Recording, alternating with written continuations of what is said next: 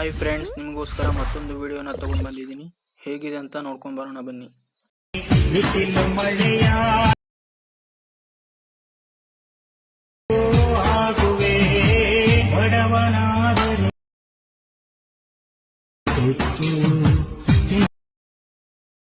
Once more!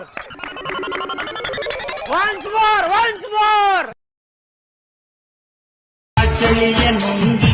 ನೆರಳು ಬೆಳಕು